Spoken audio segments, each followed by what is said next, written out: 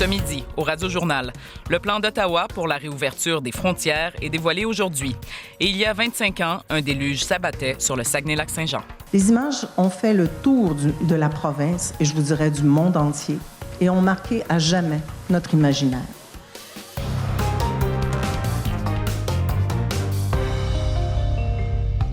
Bonjour, ici Naïla Bendali.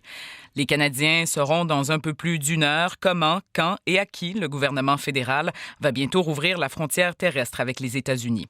Ottawa a déjà fait savoir la semaine dernière que les touristes américains pourraient entrer au Canada dès le mois prochain et les autres voyageurs le mois suivant. J'en discute avec Juliane Lapointe à Ottawa. Juliane, l'industrie touristique se réjouit, mais elle a hâte de connaître le plan et les détails. Oui, des renseignements qui sont essentiels pour l'aider à se préparer au retour des touristes, comme quelles dates exactes sont visées par le gouvernement. Et en principe, on devrait les connaître dès cet après-midi.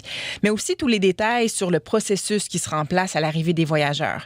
Comment va-t-on, par exemple, vérifier s'ils sont pleinement vaccinés? Qu'en est-il des tests de dépistage à l'arrivée?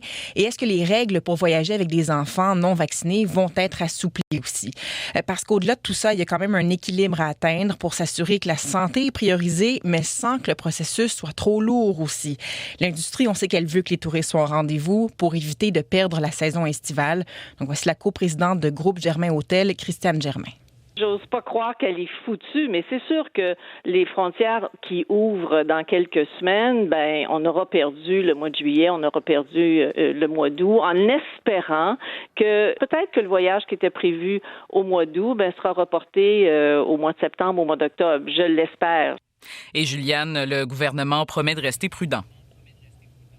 Oui, et que son plan, tout ce qui sera annoncé aujourd'hui, finalement, va dépendre de la situation sanitaire au pays et ailleurs. Surtout avec le variant Delta, il y a certaines régions aux États-Unis, mais ailleurs aussi, qui constatent une recrudescence des cas, des hospitalisations. Et ça, les autorités fédérales gardent un œil là-dessus. D'ailleurs, on attend de voir si l'ouverture des frontières avec les États-Unis sera réciproque. Si les Canadiens aussi pourront recommencer à y voyager, c'est pas fait. Donc, des détails qui sont attendus à 13h30 cet après-midi. À suivre. Merci, Juliane. Au revoir. Le Conseil national des musulmans canadiens formule 61 recommandations pour contrer l'islamophobie au pays. Des groupes musulmans tiennent des points de presse aujourd'hui à London, Toronto, Québec et Edmonton pour marquer le coup. Natacha McDonald-Dupuis, le Conseil présente ses demandes en prévision du sommet fédéral sur le sujet. Un sommet qui doit se tenir ce jeudi, le 22 juillet. Justin Trudeau, rappelez-vous, s'était engagé à tenir ce sommet après l'attentat de London, en Ontario, où 4 membres d'une famille musulmane avaient été happés mortellement. Les demandes du Conseil s'adressent aux 3 paliers de gouvernement. Principalement, on demande que soit réformé le code criminel pour mieux faire face aux crimes haineux, y compris sur Internet. Le Conseil exige aussi des formations obligatoires pour les juges et du financement pour renforcer la sécurité dans les mosquées au pays. Il demande des engagements concrets avec des échéanciers précis des gouvernements. Je vous propose d'écouter à ce sujet Stephen Brown qui siège sur leur conseil d'administration. Les attaques islamophobes sont à la hausse dans notre pays. Les musulmans canadiens se posent de sérieuses questions quant à leur sécurité et à leur intégrité. Nous devons avoir de l'action maintenant. Et Natacha, Ottawa organise aussi un sommet national sur l'antisémitisme.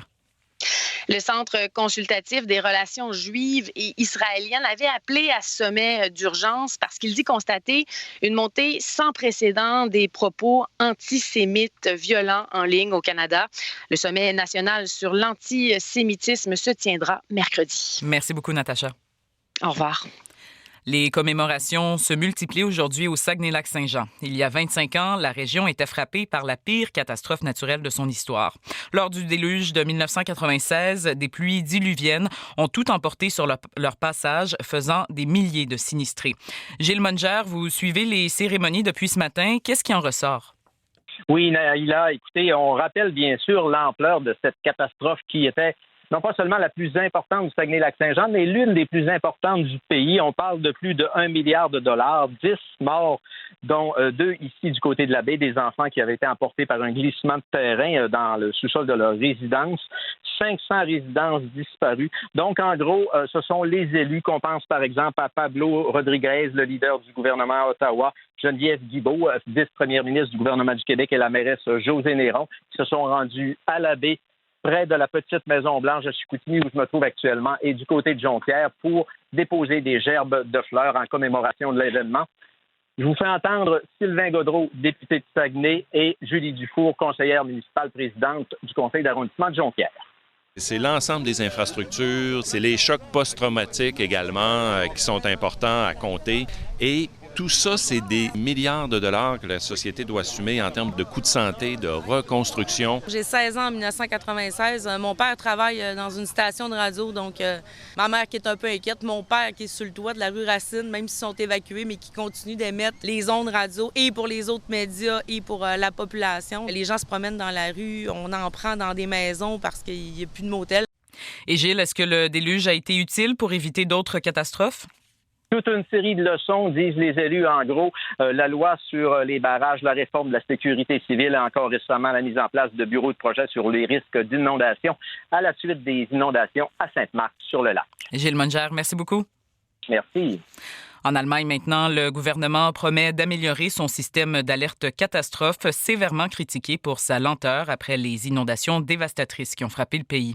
La tragédie a fait 165 morts et de nombreuses personnes sont toujours portées disparues.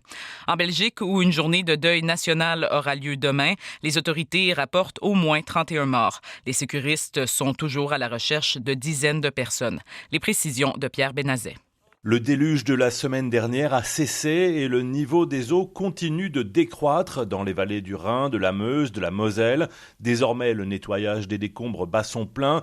Dans l'ouest de l'Allemagne, la Rhénanie et le Palatinat ont été les plus durement touchés et on commence à peine à remettre en état les infrastructures. Les routes, les trains, l'eau, l'électricité mettront des mois avant d'être réparés. De l'autre côté de la frontière, dans l'est de la Belgique, les habitants commencent à revenir chez eux, mais le directeur du centre de crise belge, Bart Rijmakers, recommande la plus grande prudence aux citoyens qui retournent dans leur logement sinistré. N'entrez dans une habitation que si la lumière du jour est suffisante. Vous remarquez une odeur de gaz, votre interrupteur principal d'électricité a été inondé, ne vous en approchez pas. Quittez votre maison et prévenez votre compagnie de gaz ou d'électricité.